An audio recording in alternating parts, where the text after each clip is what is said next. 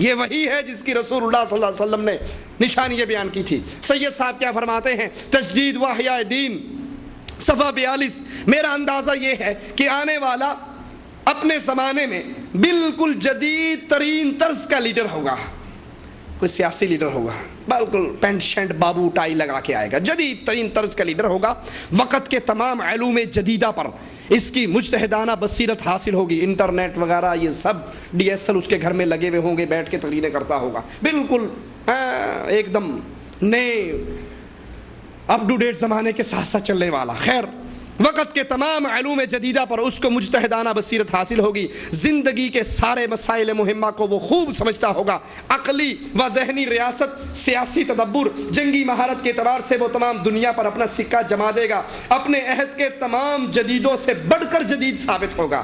اس دور میں جتنے جدید ہوں گے وہ ساروں کی جدیدیت کو مار کے ان سب سے زیادہ جدید ثابت ہوگا۔ مجھے اندیشہ ہے کہ اس کی جدتوں کے خلاف مولوی اور صوبی صاحبان پہلے سے شورش برپا کر دیں گے۔ یہ اشارے پتہ نہیں کس طرف جا رہے ہیں، عقل والے خیر سوچ سکتے ہیں، ٹھیک ہے، پہلے ہی شورش برپا کر دیں گے۔ پھر مجھے یہ بھی امید نہیں کہ وہ اپنی جسمانی ساخت میں وہ عام انسانوں سے کچھ مختلف ہوگا، اس کی علامتوں کو تاڑ لیا جائے گا۔ اور حدیث میں کیا ہے کہ وہ مدینے سے مکہ میں آئے گا، لوگ مجبور کر کے اس کو گھر سے نکالیں گے۔ کیوں؟ صرف اسی کو کیوں نکالیں گے؟ کسی اور کو پکڑ کر کیوں نہیں لے آئیں گے؟ کیونکہ حدیث کی نشانیوں کے مطابق لوگ اس کو پہچان لیں گے۔ کہا مجھے یہ بھی امید نہیں کہ اس کی کوئی خاص علامتیں ہوں گی جس سے اس کو تاڑ لیا جائے گا، نہ میں یہ توقع رکھتا ہوں کہ وہ اپنے مہدی ہونے کا اعلان کرے گا۔ اور حدیث میں کیا ہے کہ لوگ زبردستی اس کی خلافت کی بیعت کریں گے، پھر وہ ڈنڈا لے کر جہاد کا راستہ اپنائے گا اور پھر جہاد کرے گا۔ ادھر عیسیٰ علیہ السلام کا نزول ہوگا اور وہ مسلمانوں کا مجاہد، کمان سنبھالنے والا لیڈر ہوگا۔ کہا مجھے یہ بھی توقع نہیں کہ وہ اپنے مہدی ہونے کا اعلان کرے گا، بلکہ شاید اسے خود بھی اپنے مہدی موعود ہونے کی خبر نہ ہوگی، اور اس کی موت کے بعد اس کے کارناموں سے دنیا کو معلوم ہوگا کہ بے ہم تو بھولے رہے، یہی تھا وہ۔ ہاں، ان کے مر جانے کے بعد پھر دنیا کو خبر ہوگی، اس کے کارناموں کو جب دنیا دیکھے گی کہ اتنے بڑے بڑے کارنامے انجام دے کر گیا ہے، ہم تو اس کو سمجھ ہی نہیں سکے، ہم تو اس کو پہچان ہی نہیں سکے۔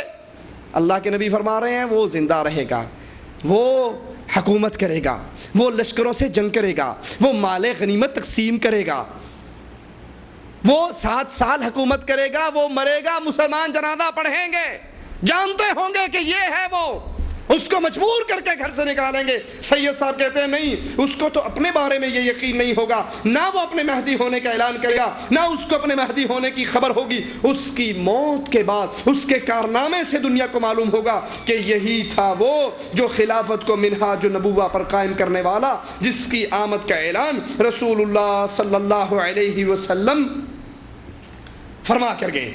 میں سمجھتا ہوں کہ وہ انقلابی لیڈر کو دنیا میں جس طرح شدید جد و جہد، کشمکش کے مرحلوں سے گزرنا پڑتا ہے، انہی مرحلوں سے مہدی کو بھی گزرنا ہوگا۔ وہ خالص اسلام کی بنیادوں پر ایک نیا مذہب فکر، سکول آف تھاٹ پیدا کرے گا، ذہنیتوں کو بدلے گا، زبردست تحریک اٹھائے گا، بے وقت تہذیبی بھی ہوگی، سیاسی بھی ہوگی۔ جہلیت اپنی تمام طاقتوں کے ساتھ اس کو کچلنے کی کوشش کرے گی، مگر بالآخر وہ جہلی اقدار کو الٹ کر پھینک دے گا اور ایک ایسی زبردست اسلامی اسٹیٹ قائم کرے گا جس میں ایک طرف اسلام کی پوری روح کار فرما ہوگی اور دوسری طرف سائنٹیفک ترقی اوج کمال پر پہنچی ہوئی ہوگی۔ اللہ کے نبی صلی اللہ علیہ وسلم کی احادیث سے سید صاحب کا یہ کلام کیسے ٹکرا رہا ہے؟ اللہ کے نبی صلی اللہ علیہ وسلم اس کی نشانیاں بتاتے ہیں اور سید صاحب کہتے ہیں کہ نہیں، وہ ایسا نہیں ہوگا۔ میرے بھائیو، دین کے ایک ایک مسئلے کے اندر اس فارمولے کو کبھی نہ بھولیے کہ میں نے اور آپ نے اس منہج کے پیچھے چلنا ہے جو منہج رسول اللہ صلی اللہ علیہ وسلم کے صحابہ کا، کیونکہ آپ نے جنتی فارمولہ بیان کیا، ما انا علیہ واصحابی کہہ کر، جس پر میں اور میرے صحابہ ہیں، یہ راستہ اہل جنت کا ہے، یہ راستہ جنتی جماعت کا ہے، یہ راستہ اس جماعت کا ہے جس کا اختتام منزل کا جنت پر ہونا والا ہے۔ اور صحابہ کی زندگی کیا تھی؟ ایک ایک مسئلے کے اندر رسول اللہ صلی اللہ علیہ وسلم کے رنگ میں ڈوبے ہوئے۔ تجارت ہے تو محمدی، سیاست ہے تو محمدی، عبادت ہے تو محمدی، معاشرت ہے تو محمدی، اس طرح اللہ کے نبی کے فرامین میں ڈوبے ہوئے ایک صحابی کے ہاتھ میں سونے کی انگوٹھی رسول اللہ صلی اللہ علیہ وسلم دیکھتے ہیں، اللہ کے نبی صلی اللہ علیہ وسلم کے چہرہ انور پر بل پڑتے ہیں، صحابی اس انگوٹھی کو اتار کر پھینک دیتا ہے۔ باقی ساتھی کہتے ہیں اس انگوٹھی کو اٹھا لے، گھر لے جا، تیری بیوی کے لیے، تیری بہن کے لیے، تیری بیٹی کے لیے تو حلال ہے۔ وہ جواب میں فرماتے ہیں میں اس کو کیسے اپنے گھر میں لے جاؤں جس کو دیکھ کر میرا آقا ناراض ہو گیا صلی اللہ علیہ وسلم۔ ابن عمر بیان فرماتے ہیں کہ رسول اللہ صلی اللہ علیہ وسلم نے فرمایا خالف المشرکین ووفر اللحا، صحیح بخاری کے اندر یہ روایت ہے، مشرکین کی مخالفت کرو اور اپنی داڑھیوں کو بڑھاؤ، مونچھوں کو کاٹو، وفرو، کیا معنی اس کا؟ کثرو، زیادہ کرو، اس کو لٹکاؤ، اس کو زیادہ کرو۔ ابن عمر فرماتے ہیں رسول اللہ صلی اللہ علیہ وسلم نے فرمایا وعفوا اللحا، اپنی داڑھیوں کو معاف کر دو۔ یہ روایت صحیح بخاری میں۔ کیا خیال ہے معاف کرنے کا کیا مطلب ہے جی؟ معاف کرنے کا کیا مطلب ہے؟ آپ رمضان میں طاق راتوں میں دعا کرتے ہیں نا، اللہم انک عفو تحب العفو فاعف عنی، کہ اللہ تو معاف کرنے والا ہے، معافی کو پسند کرتا ہے، میرے گناہوں کو معاف کر دے۔ کیا مطلب؟ اللہ 30 سال عمر ہو گئی ہے تو یوں کر 20 سال کے گناہ معاف کر دے، 10 سال کے رہنے دے، اکاؤنٹ میں بھی تو کچھ ہونے چاہیے نا۔ کیا خیال ہے؟ یہی مطلب ہے معافی کا، یہی مطلب ہے معافی کا۔ کیا مطلب ہے کہ اس کو بالکل پانی پھیر دے۔ ایک شخص غلطی کرتا ہے، پھر آپ سے معافی مانگنے کے لیے آ جاتا ہے کہ حضرت میں گستاخی کر بیٹھا، غلطی کر بیٹھا، مجھے اللہ کے لیے معاف کر دو۔ آپ ہاتھ ذرا بہترین تیار کر کے اور پھر اس کے منہ پہ ایک زور سے چپت لگا کر کہتے ہیں جا معاف کیا، وہ کیا کہے گا؟ کہتا معاف کہاں کیا، تھپڑ تو مار لیا یار، بدلہ تو لے لیا۔ معافی تو یہ نہیں، معافی تو یہ کہ جا بھائی میں تجھے معاف کرتا ہوں، اللہ بھی تجھے معاف کر۔ اللہ کے نبی صلی اللہ علیہ وسلم فرماتے ہیں اس کو معاف کر دو۔ ہم کیا کہتے ہیں کہ نہیں جناب، یہاں سے سیٹ کرتے ہیں، پھر کو بناتے ہیں، مٹھی میں لاتے ہیں، اور مٹھی کچھ یہاں سے لیتے ہیں اور جن کی نئی نئی شادی ہوتی ہے وہ یہاں سے لیتے ہیں، یہاں سے لے کے پھر یہاں سے نیچے سے غائب ہو جاتی ہے۔ اللہ کے نبی کیا فرما رہے ہیں؟ داڑھیوں کو معاف کرو، وفر اللحا، ان داڑھیوں کو زیادہ کرو۔ آئیے ان دونوں حدیثوں کو اپنے سامنے رکھیے اور سید صاحب کے متعلق ان سے ان احادیث کے متعلق اور رسول اللہ صلی اللہ علیہ وسلم کی اس سنت کے متعلق سوال کرتے ہیں۔ رسائل و مسائل سید صاحب کی کتاب ہے، اس کا جلد نمبر 1 ہے، صفحہ 1889 ہے۔ اس پر وہ داڑھی کے بارے میں ارشاد فرماتے ہیں، سائل سوال کرتا ہے داڑھی کے متعلق جو آپ نے تحریر فرمایا، اس کے متعلق یہ گزارش ہے کہ میں اپنے عمل سے اس ذہنیت کو غذا دینا پسند نہیں کرتا جس نے، الفاظ ذرا غور توجہ اور الفاظ کے زہر پہ غور کیجئے، معاف کرتے ہوئے، تعصب کی اینک کو اتارتے ہوئے۔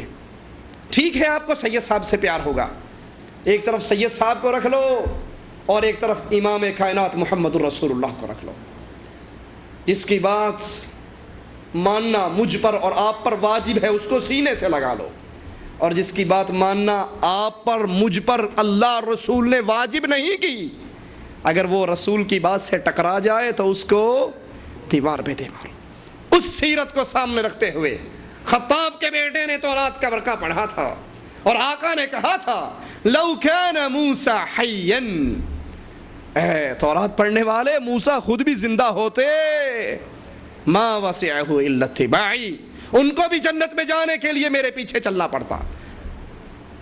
لو بدا لکم موسیٰ فاتبعتموہ، اگر آج موسیٰ علیہ السلام آ جائیں تم مجھے چھوڑ کر موسوی بن جاؤ، اس کے پیچھے چلو، سیدھی راہ سے گمراہ ہو جاؤ گے۔ میرے نبی کی حدیثوں کو بھی سامنے رکھیے اور حضرت صاحب کے فرمان کو بھی سامنے رکھیے، اور پھر اپنی قبر کو سامنے رکھ کر فیصلہ خود اپنی عدالت میں کیجئے۔ یہ دل بہت بڑا مفتی ہے، اس سے سوال کیجئے۔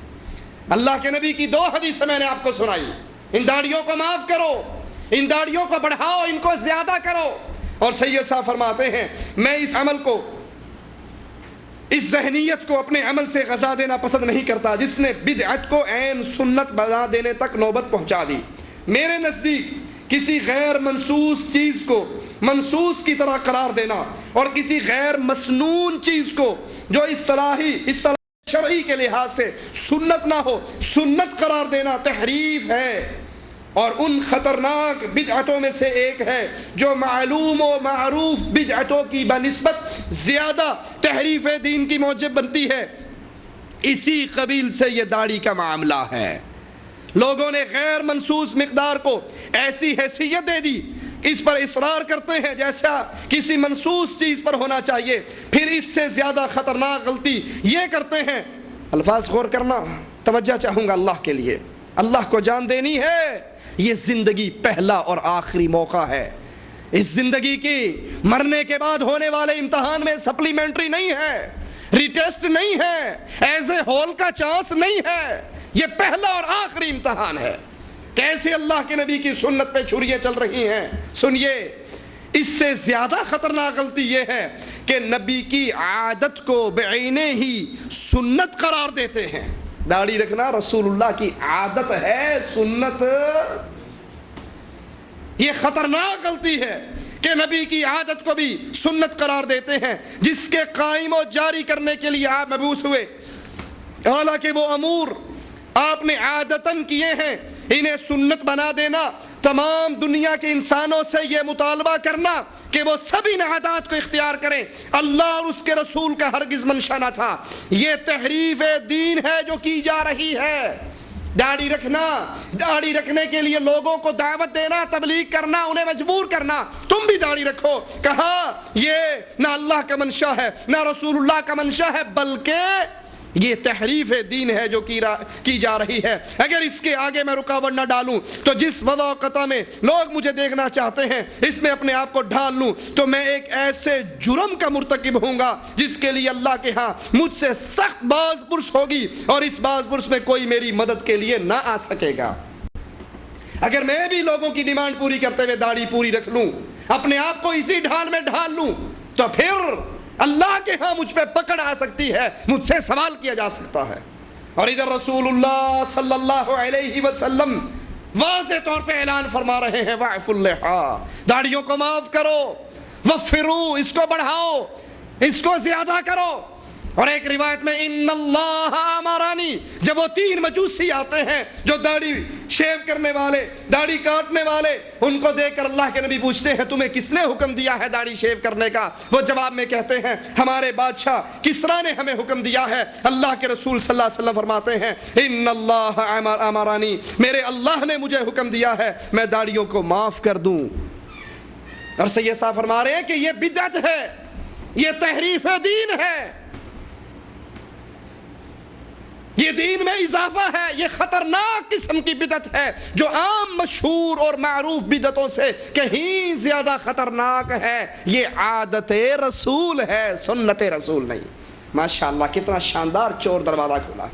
اب جس کا جی نہیں چاہتا نبی کی سنت پہ عمل کرنے کے لیے، اس کو سید صاحب ایک سٹیکر دے رہے ہیں، تم سنت کا نام ہٹا کے عادت کا سٹیکر لگا دو، سنت کا نام غائب کر دو، عادت کا نام لگا دو۔ جیسے اسی ہیلے کو استعمال کرتے ہوئے ایک اور حضرت کنز الدقائق کے اندر یہ لکھتے ہیں کہ اللہ کے نبی کی جو حدیث ہے نا، لعن اللہ المحلل والمحلل لہ، لعنت ہے حلالہ کرنے والے پر اور کروانے والے پر۔ کہا آپ کہاں سمجھتے ہیں، آپ کو کیا پتا؟ ان کان بشرط تحلیل، اگر یہ حلالہ کسی کی بیوی کو حلال کرنے کے مقصد سے کیا جائے تو پھر اس حدیث کا یہ مطلب ہوگا کہ اللہ کے نبی نے ارادہ لفظ لعنت استعمال کیا ہے اور ارادہ رحمت لیا ہے۔ اوپر سے لعنت ہے، اندر سے رحمت ہے۔ اب یہ آپ کو کیسے پتا لگا کہ یہ سنت رسول نہیں، یہ عادت رسول ہے؟ ابن عمر اپنی روایت کے اندر تو حکم دے رہے ہیں اللہ کے نبی کی طرف سے، واعفو، معاف کرو، امر ہے، معاف کرو اس سنت کو، معاف کرو ان داڑھیوں کو، زیادہ کرو ان داڑھیوں کو۔ اور اللہ کے نبی کے حکم میں ان اللہ امرانی کے جواب میں آپ یہ کہہ دیں کہ یہ داڑھی رکھنا عادت رسول ہے، سنت رسول نہیں، پھر ہمارے پاس ایک لسٹ بھی ہونی چاہیے نا کہ یہ عمل عادات رسول ہیں اور یہ عبادات رسول ہیں۔ اسی طرح ترجمان القرآن مئی و جون 1945 میں اس حدیث کے بارے میں کہتے ہیں آپ کا یہ خیال کہ رسول اللہ صلی اللہ علیہ وسلم جتنے